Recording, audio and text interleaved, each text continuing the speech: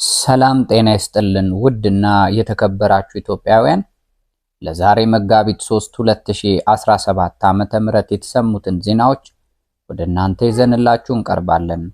እስከ ፍጻሜው ከኛ ጋር ቆዩ። የትግራይ ጊዜያዊ አስተዳደር በትግራይ የተከሰተው ቀውስ ለመፍታት ፌዴራል መንግስት አስፈላጊውን ድጋፍ እንዲያደርግ ዛሬ ባወጣው መግለጫ ጠየቀ።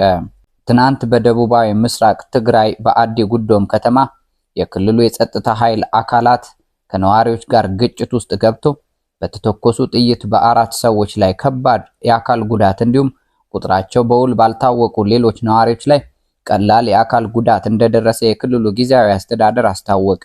አውሮፓ ህብረት በኢትዮጵያውያን ላይ በጣለው የቪዛ ገደብ ሌላ በቀጣዩ ግንቦት ወር እንደሚወያይበት ዲፕሎማት ትናንትና በአዲስ አበባ ውስጥ በሰጡት ጋዜጣዊ መግለጫ ተናገሩ። ኤርትራና የውጭ አካላት ጣልቃ ገብነትን ለመክታት አፋጣኝ እርምጃ መውሰድ ያስፈልጋል ሲሉ በትግራይ ክልል የሚንቀሳቀሱ ፓርቲዎች አስታወቁ። የትግራይ ነጻነት ፓርቲ፣ ባይቶናና አረና ትግራይ በጋራ ባወጡት መግለጫ የህወሓት ካድሬ ጀነራሎችና አጋሮቻቸው በህገወጥ መንገድ ስልጣን ለመንጠቅ እየሞከሩ ባሉበት ወቅት የክልሉ ሰላምና መረጋጋት ወደ ቀውስ ውስጥ ከተውታልም ብለዋል። ፓርቲዎቹ በመግለጫቸው ህገወጥ የመፈንቅለ መንግስት ሙከራ መንግስታዊ መዋቅር ከታች እስከ ላይ በማፍረስ ክልሉ ወደ ከፍተኛ አለመረጋጋት አስገብቷል ያሉ ሲሆን ይህ በግዴለሽነት እየተፈጸመ ያለው የስልጣን ወረራ የተናጠል ተግባር ሳይሆን ከኤርትራ መንግስት ጋር በተቀናጀ የተሰራ ነው ሲሉ አስታውቀዋል። በዚህ መሰረትም ዓለም አቀፍ አካላትና ሁሉም የፕሪቶሪያ ስምምነት ተዋናዮች በአስቸኳይ ጣልቃ እንዲገቡ እንጠይቃለን ያሉ ሲሆን ተጨማሪ ትርምስ ለመከላከልና አስከፊ ክልላዊ ቀውስን ለመከላከል ሲባል የህግ የበላይነት መከበር አለበት ሲሉ ተደምጠዋል። በመጨረሻም የኤርትራ ጣልቃ ገብነትና የአካባቢው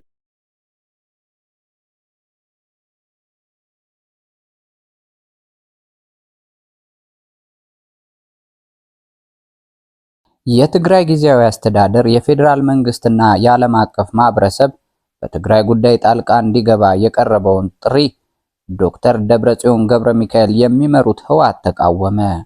የተጀመረው ህግ የማስከበር እርምጃ ያለው ሂደት አጠናክሮ እንደሚቀጥል ገልጾ ጊዜያዊ አስተዳደሩ የፌዴራል መንግስትና የዓለም አቀፍ ማህበረሰብ በትግራይ ጉዳይ እገዛ እንዲያደርጉ ያቀረበው ጥሪ ይፋዊ ክደትና የፕሪቶሪያ ስምምነት የሚያፈርስ ሲል ውድቅ አድርጎታል። ህወሓት ህዝብና ሰራዊት ጊዜያዊ አስተዳደሩ የሰጡትን ተልእኮች ለመፈጸም የሚያስችል የአመራር ማስተካከያ ይደረግ እንጂ ይፍረስ አላልኩም ብሏል ሲል ገልጿል። የኢትዮጵያ መንግስትና የዓለም ማህበረሰብ የፕሪቶሪያ የሰላም ስምምነት በመተግበር የትግራይ ዘላቂ ሰላምን መልሶ ግንባታ እውን እንዲሆን ድጋፍ እንዲያደርጉ ጥሪ አቀርበዋል። መላው ህዝብ በትግራይ ህገ መንግስታዊ ስርዓት እንዲከበር ተጠያቂነት እንዲረጋገጥና ሰላምና ጸጥታ እንዲሰፍን ግዴታውን ይወጣ ሲል ህወሓት አሳስቧል። በተያያዘ ጊዜያዊ አስተዳደሩ ሲያወጣቸው የነበሩ መግለጫዎች ወደ ህዝቡ ሲያሰራጩ የነበሩ የትግራይ ቴሌቪዥንና ድምጽ ወያኔ የፌዴራል መንግስትና የዓለም አቀፍ ማህበረሰብ በትግራይ ጉዳይ ጣልቃ እንዲገባ የሚጠይቀው መግለጫ ሳያስተናግዱ ቀርተዋል። እነዚህ ሰዎች እብደት ላይ መሆናቸው ሊነገራቸው ይገባል ሲሉ አቶ ጌታቸው ረዳ አስታወቁ። የትግራይ ጊዜያዊ አስተዳደር ከትግራይ ክልል ቴሌቪዥን ጋር ቃለ ምልልስ አድርገው ነበር።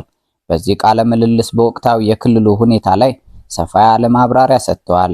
ታዲያ አቶ ጌታቸው ረዳ ምን አሉ? የፌዴራል መንግስት በክልሉ ጣልቃ መግባትን ጨምሮ የትኛውንም አይነት ድጋፍ ለማድረግ በቂ ምክንያት አለው።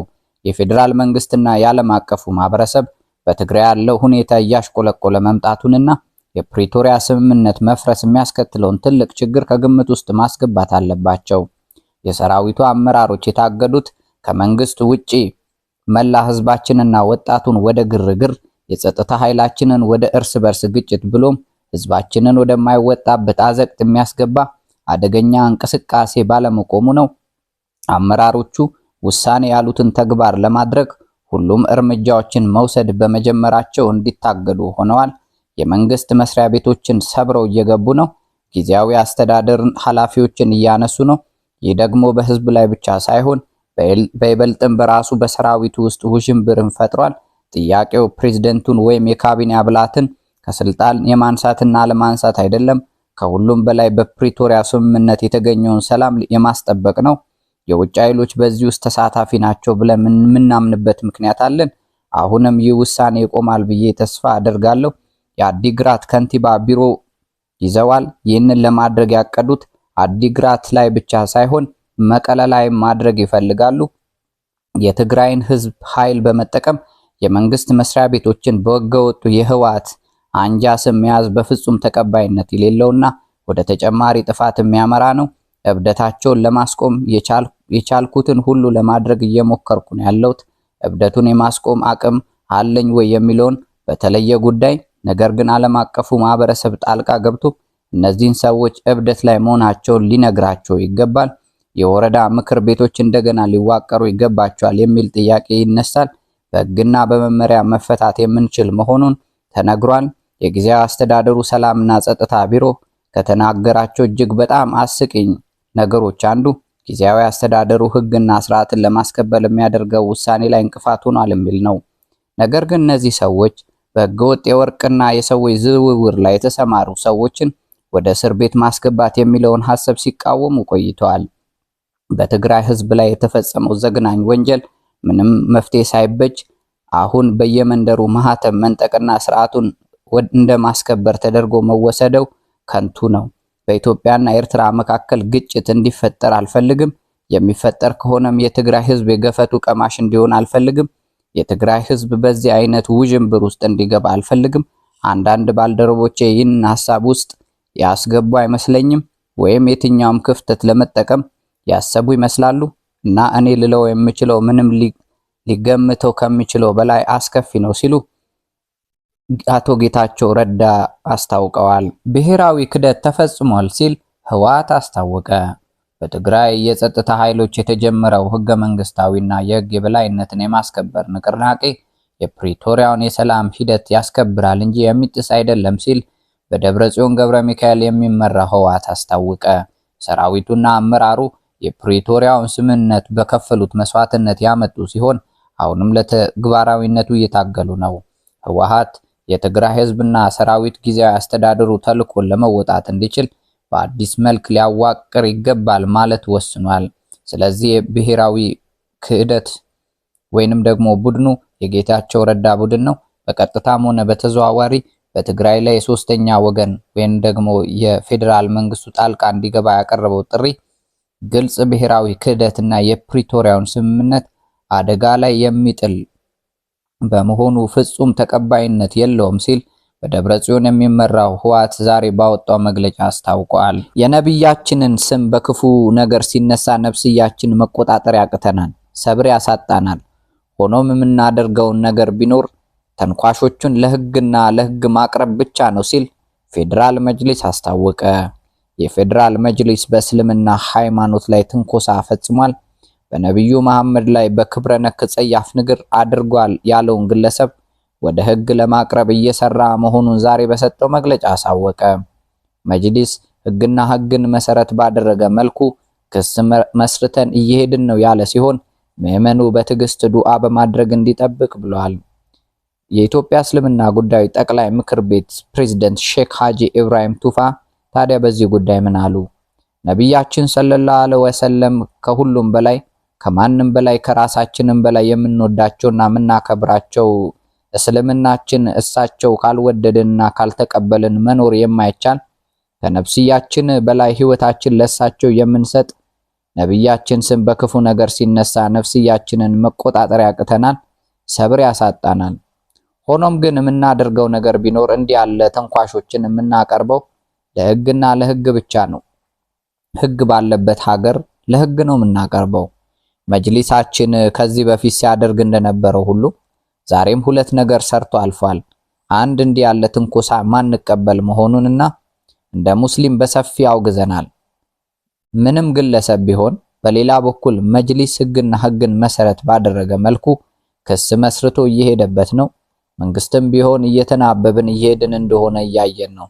ሀገር ለማበላሸት አንድን ለማናጋት የሚተጋውን ትንሽ ቦታ ስለምትበቃ እስከዛሬ ተደብቆ ቢኖርም ነገ ከነገ ወዲያ መያዙ አይቀርም ኢንሻአላህ ወተዓላ። ስለዚህ እሱ ተይዞ በስርዓት ለፍርድ እንደሚቀርብ ድረስ ከኛ የሚጠበቀው በትዕግስት ዱዓ እያደረግን መጠበቅ ነው። በተለይ እኛ የሃይማኖት ተቋማት ደግሞ እንዲህ አይነት ትንኮሳ የሚፈጽሙትን ሃይማኖትን ወክሎ አይደለም፣ ተቋማትን ወክሎ አይደለም፣ ተቋማት ልካቸው አይደለም፣ የተቋማትን ኃላፊነት ወስደው አይደለም፣ የግል ትንኮሳ ነው። የግል ትንኮሳ ሰላም እንዲደፈርስ የማይሰራ ስራ ስለሌለ ይህን ተከትለን እኛ አብሮነታችንን ትናንትና የነበረን የጋራን የአብሮ መኖር መተባበር ተጠናክሮ ይቀጥላል እንጂ እንደ ተንኳሾቹ ይሻክራል ብላችሁ የምታስቡ ከሆነ ተሳስታችኋል። ማንም ይሁን ማን የትኛውም ሃይማኖት ወክሎ የተነገረ ስላልሆነ የግል ሚላው ስለሆነ በግሉ ባደረገው ዋጋ መጠን እርምጃ ይወሰድበታል። እርምጃ ስንል ህጋዊ እርምጃ ነው ብለዋል። ወደ ዓለም አቀፍ ዜናዎች ስናልፍ ዩክሬን ከተቆጣጠረችው የከርስክ ግዛት ሙሉ በሙሉ በሚባል ደረጃ እየለቀቀች እንደምትገኝ ተገለጸ። ዩክሬን ባለፈው ነሐሴ ወር በምዕራብ ሩሲያ ድንገተኛ ጥቃት በመክፈት ተቆጣጥራቸው ከነበረው የከርስክ ግዛት በስፋት እየለቀቀች እንደምትገኝ ተዘግቧል። ግዛቱን ለማስለቀቅ የሩሲያ ጦር በግስጋሴው ሲቀጥል የዩክሬን ወታደሮች በበኩላቸው በከባድ ውጊያ የተቆጣጠራቸውን ጠንካራ ይዞታዎችን ለቀው እየወጡ እንደሚገኝ ነው የተነገረው። ኬቭ ባልጠበቀችው ጥቃት ተቆጣጥረው የነበረው የኩርክስ ግዛት ወታደሮች የውጊያ ሞራል በመጨመሩ ባለፈው በጦርነት የመደራደር አቅሟን አሳድጎት እንደነበር ሲዘገብም ቆይቷል። ነገር ግን ከ7 ወራት ከባድ ውጊያ በኋላ የዩክሬን ይዞታዎች ቀስ በቀስ እየቀነሱ ሲመጡ ሩሲያ በበኩሏ ካሳለፍነው ሳምንት ጀምሮ በርካታ ስፍራዎችን ድጋሚ መቆጣጠር ችላለች። የሩሲያ መከላከያ ሚኒስቴር በዛሬው ዕለት ባወጣው መግለጫ በግዛቱ ተጨማሪ 5 መንደሮች መያዙን አስታውቋል። የክሬምሊን ቃል አቀባይ ዲሚትሪ ፔስኮቭ በበኩላቸው የውጊያ ውሎች ተለዋዋጭነት ለሩሲያ ማድላታቸውን ተናግረዋል። ሮይተርስ በዘገባው በሩሲያ ጦማሪዎችና በመንግስት ሚዲያዎች የተጋራውን የግዛት ማስለቀቅ የሚያሳይ ቪዲዮ ማረጋገጥ መቻሉንም ጠቅሷል። በዩክሬን ድንበር አቅራቢያ የምትገኘውና ዩክሬን ለሎጂስቲክ ማስተላለፊያ የምትጠቀምበት ሱድዛ በተባለው ስትራቴጂካዊ አስተዳደር የሩሲያ ወታደሮች የሀገሪቱን ባንዲራ ሲሰቅሉ በቪዲዮው ላይ ታይቷል። የዩክሬን ከፍተኛ አዛዥ በዚህ ሳምንት ወታደሮቻቸው ከኩርስክ ግዛት እየተከበቡ እንደሚገኙ ለተሰራጨው ዘገባ በሰጡት ማስተባበያ የተሻለ የመከላከያ ስፍራ ለመያዝ ነው የለቀቅነው ሲሉ ተናግረዋል። ስካዶቭስኪ ዲፌንደር የተሰኘው የዩክሬን ወታደራዊ ጦማሪ በቴሌግራም ገጹ ላይ ባሰራጨው መረጃ የዩክሬን ጦር ኃይሎች ኩርስክን ለቀው እየወጡ ነው፣ እስከ አርብ ድረስ ምንም የዩክሬን ወታደር በስፍራ አይኖርም ብለዋል። ሩሲያዊው ገለልተኛ የፖለቲካ ተንታኝ ሩስላ ሌቪቭ በበኩሉ የዩክሬን ጦር ለተጨማሪ 2 ቀናት በግዛቱ ለመቆየት ሊዋጋ ይችላል፣ ነገር ግን የጊዜ ጉዳይ ካልሆነ የኩርስክ ግዛት ወረራ በጣም በአጭር ቀን ሙሉ በሙሉ ይቀለበሳል ሲሉ ተናግረዋል።